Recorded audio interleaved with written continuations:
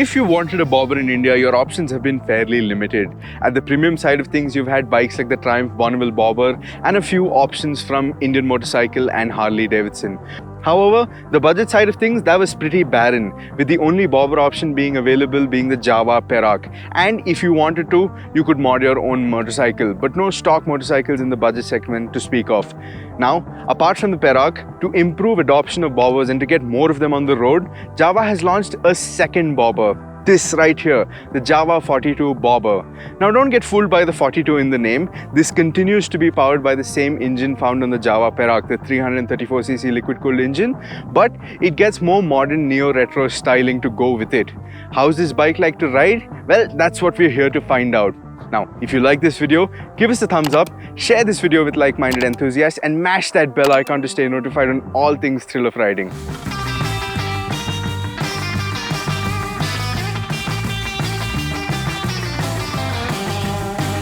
Alright, now let's start with the design of this motorcycle. Just look at it, it looks stunning, doesn't it? Now the overall silhouette is very similar to that of the Jawa Perak, but if you look closer at the finer details, you will start to see that this looks a lot more modern, a proper neo-retro bike, somewhat like the 42, which is why the name 42. Its headlight unit and stuff like that is very similar to that you find on the Jawa 42. And then once you start moving behind, the more modern elements start to come to sight. This instrument cluster, gone is the opposite side moving analog cluster. Now you have a fully digital cluster, very similar to that found on the Yezdi motorcycles. Now, speaking of Yezdi motorcycles, it is also very apparent that they have borrowed the same USB charging solution, which is a USB Type A and a Type C, so that's nice. And the switch cube is also extremely similar to that on the Yezdi bikes. Now you move behind, you have this beautifully shaped peanut tank, and what for me is the star of this show, this single seat. Now this floats beautifully, it looks amazing, and for extra comfort, you also have a monoshock tucked under it, so it's not going to be all bad days on the road. And then you have this beautiful rear section. The tire, it doesn't look out of place, it doesn't look too barren or anything. It looks just right, and it's complemented brilliantly by these two exhausts on either side. Overall, the design of this bike is extremely cohesive and I love it. And one thing I have to commend Jawa on is that the build quality has really gone up from the last few bikes. So good job, Jawa.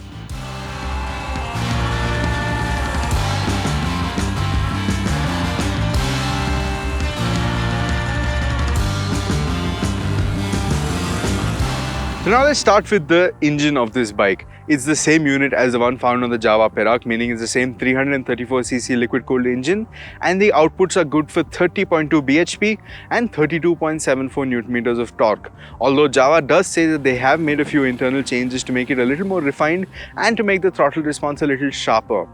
Now, I wouldn't really comment and say if that is the case, because this engine, it still does feel extremely unrefined. There is a lot of vibes that creep in even early on in the rev range, and as you start going and you ring the throttle out, it just gets more and more apparent. Now the vibrations you can feel at the handlebar and at the foot peg, so it does become a bit of an annoying factor if you're spending a long time on this bike. In terms of performance, it is at par with something like a Royal Enfield Classic 350. Now we haven't V-boxed it, so I won't comment exactly what the numbers are, but acceleration does feel similar. The only thing that is different is that this doesn't feel as grunty in the low end as the Classic does. That thing will chug along like a tractor, whereas this thing will require constant use of the gearbox. After around 4,000–5,000 RPM is when this engine properly comes into its own and it starts to pull cleanly. But like I said, the vibrations are such that you don't want to keep doing that too often. Now this is mated to a 6-speed gearbox and a slip and assist clutch. The clutch action is extremely light, so that's a good plus. And the gearbox, though it does feel clicky and tactile, it is pretty inconsistent. It misses shifts many times, and sometimes even if it's in neutral, it pretends like it's in first, and it doesn't go into neutral all that easily. So that robs you of the thrill of riding just a little bit. In terms of speed, 100 kmph is comfortable for cruising. The vibrations are at a minimum when you're in 6th gear at this speed, but anything more and you will start to feel the vibrations like I said before. And if you want to make a quick overtake, you will have to downshift a gear or two.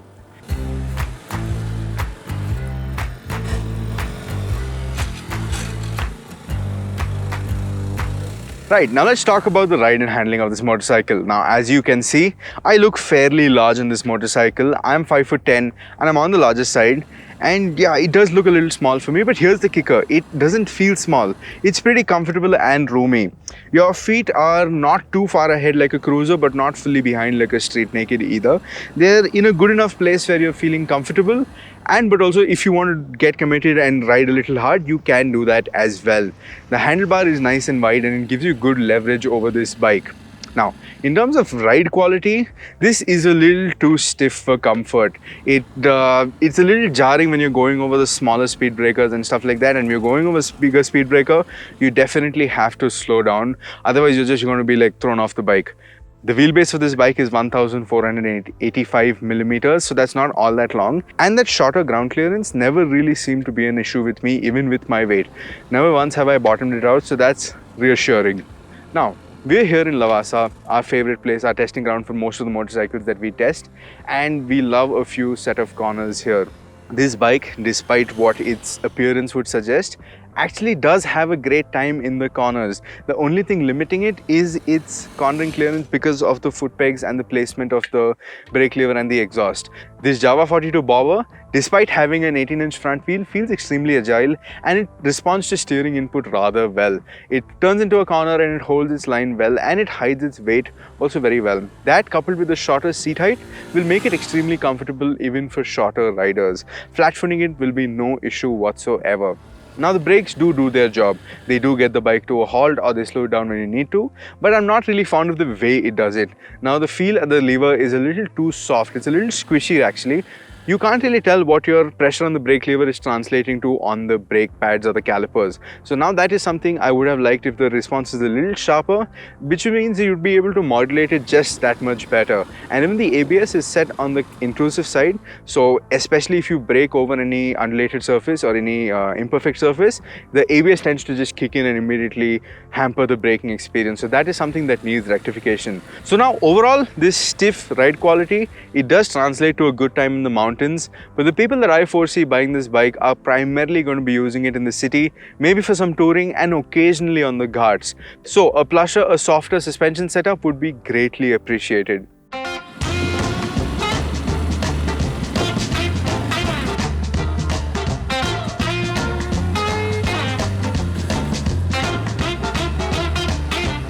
So, Jawa expects you to shell up 2,10,000 rupees ex-showroom for this bike.